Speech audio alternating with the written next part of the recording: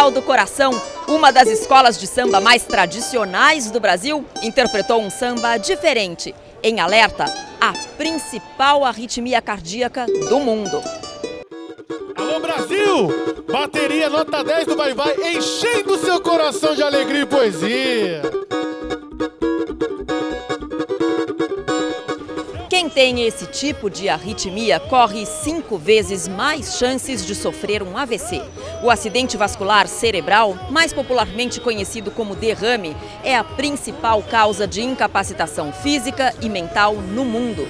Mesmo assim, 63% dos brasileiros nunca ouviram falar em fibrilação atrial. Você já tinha ouvido antes falar em fibrilação atrial? Não. Não, nunca ouvi falar não. Não, nunca ouvi falar.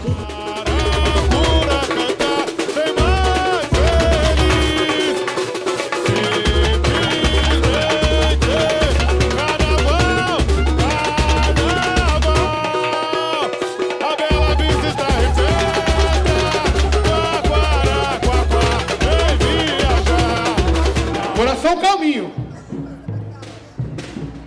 Aí de vez em quando você fica nervoso, o coração vai acelerando.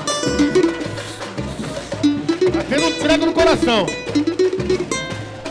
Ele só não pode fazer isso, ó. Ele só não pode fazer isso.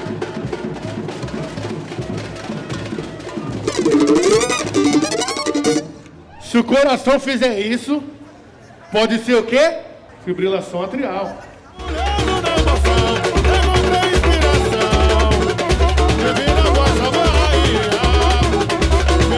Os números são alarmantes. Mais de 1,5 milhão de brasileiros têm fibrilação atrial.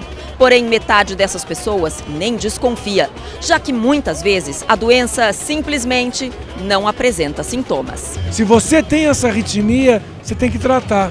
Porque se você tratar com medicamentos que afinam o sangue, você reduz dramaticamente a chance de AVC e de morte.